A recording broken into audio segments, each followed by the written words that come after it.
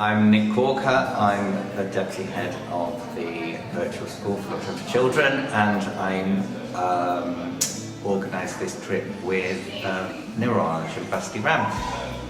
This is our last workshop before we leave for India on Tuesday. I think the workshops have gone great. I think we've seen all the children grow and begin to come out of themselves and to feel more confident with the work that they're doing. So I'm feeling very positive about going on Tuesday. I'm not too anxious. Looking forward to it. Should be good. This is what Julie do. No, I can't.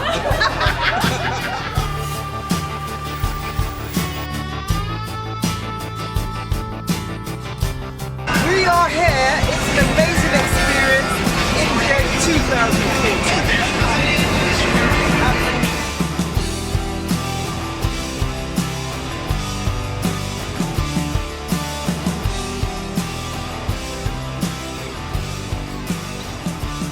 Hi, my name is Hackney.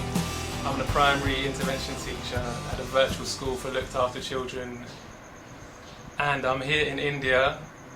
Been here for 2 weeks, supporting the young people we've taken over to teach English to primary school children. Hi, my name's Emma. I work at Hackney's Virtual School for Looked After Children as Key Stage 4 Learning Mentor. I'm currently in India. Whoop whoop! It's going to be crucial out here. There's one I did need to cut out that I said a lot of things and I went, yeah. Okay, so it's been an action-packed 2 weeks.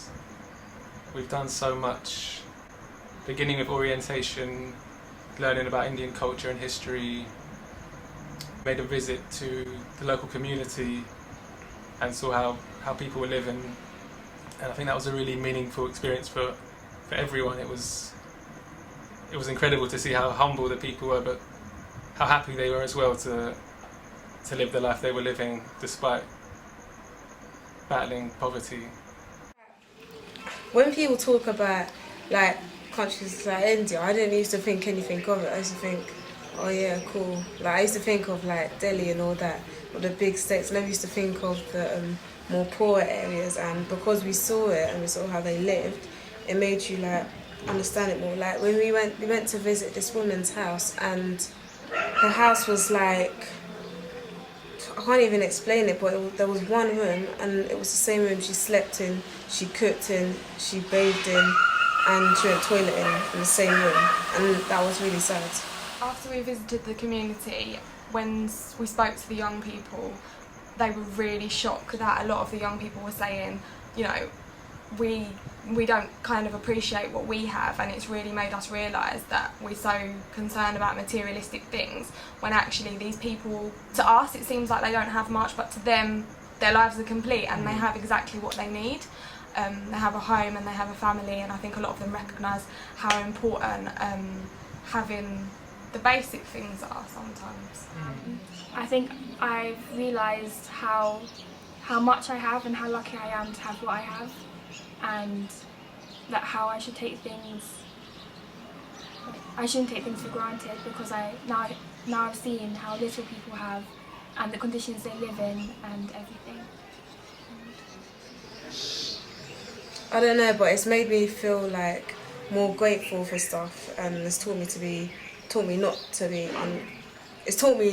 ungrateful, because there's people in India, and like some of the children that we taught, and even at the orphanage, they don't have a lot, but they're so happy, and I have like so much, and I'm not happy. So it's taught me to, be more grateful and understand that I'm fortunate.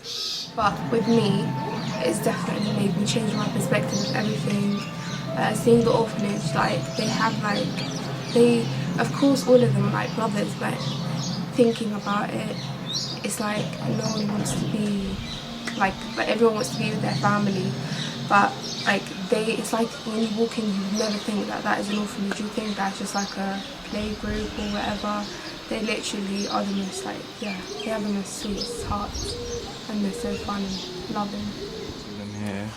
Well, the children here are more happy with what things get. Like if they get a Twix bar, they'll be so happy. Like in England, if we gave them a Twix bar, they'll be so angry, or like they want more, like a pair of shoes or something. Well, to go back to the teaching, I think when the first day they came back, because we took turns in terms of the adults going with the children to school, and I remember waiting that first day. I was waiting at the door to see them come in, and they literally just walked in with their heads held high. You could just feel their sense of pride. It was an amazing moment. I felt so proud of them, and they were just it was like such a sense of achievement. They'd done that first day. They planned the lesson, and they taught, and it was a real sense of achievement. Hi John, how are you? I'm good. What class you were teaching? 5th grade. Did you enjoy that? Yeah. And did you like your kids? Ronaldo. These are all my kids. No, These are all your kids, okay. These are all my kids. Okay. So did you enjoy your time here? Yeah. Great. It was fun, Okay. like making the kids' education better, so they know more stuff, more about the world, more how to do addition, English, subtraction. Did you see any change in them? Yeah, they know their months better now, so they know how to say January, February, March, April, etc.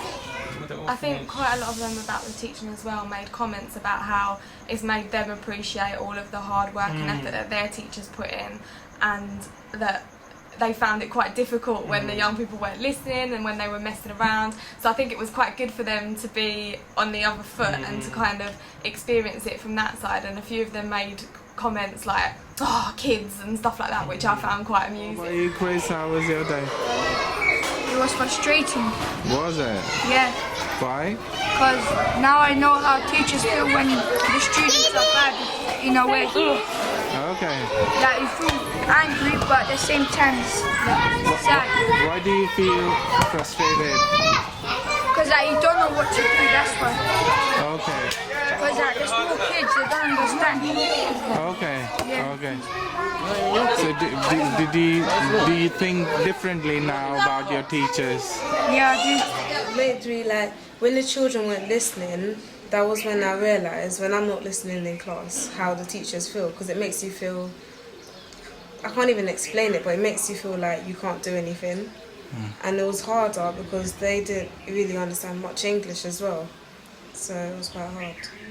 But the way that they dealt with it was absolutely fantastic, and they just kept persevering, and they adapted every day. They adapted, they learned from the experience of the previous day, they reflected on it, and they tried new things, which I thought was absolutely amazing.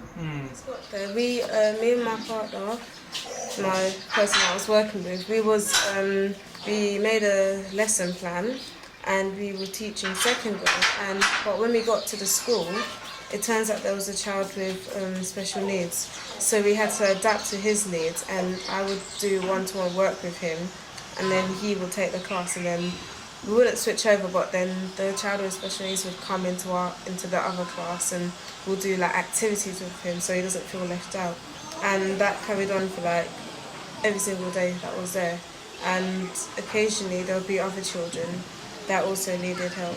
And at first it was hard, because I remember on the 2nd day I only made one worksheet, and and then there was another child who was a bit behind, so literally on the day I had to make a worksheet, and that was well hard, but it was fun. I liked it. I think the experience for them was, it feels like, I don't think, for some of them, probably for all of them, I don't think they would have realised that something they could be able to do. I don't think they would have ever felt like, I could be a teacher, I could plan a lesson and teach other children.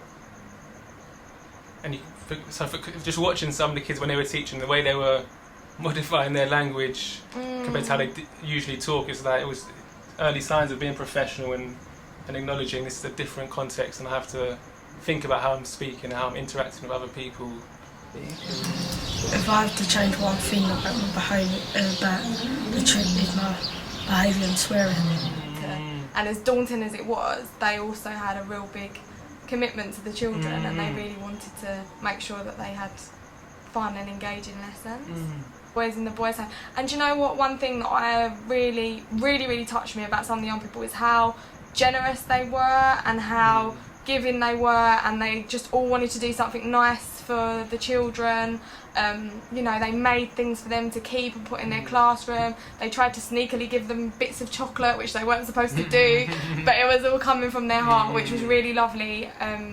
So that was really nice to see as well, how much they wanted to kind of give back, and the progress they made from that position of initially completely rejecting it, and then from like within a couple of days just being there and just embracing what it means to be a teacher. It was remarkable. And I think for them, seeing the children and kind of getting the feedback from the children encouraged them to want to keep persevering with the projects and being able to kind of be a role model and deliver some fantastic work. That's the thing, because once they're actually, I think you're right, from the experience of actually doing it, they start to realise they've got a responsibility. It builds up the momentum. The whole thing.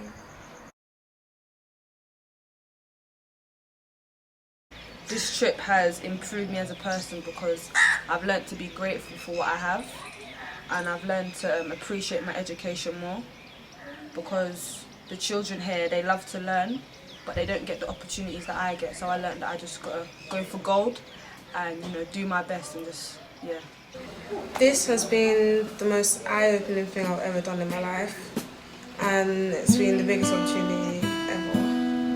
And for it this way, I'm not gonna forget it.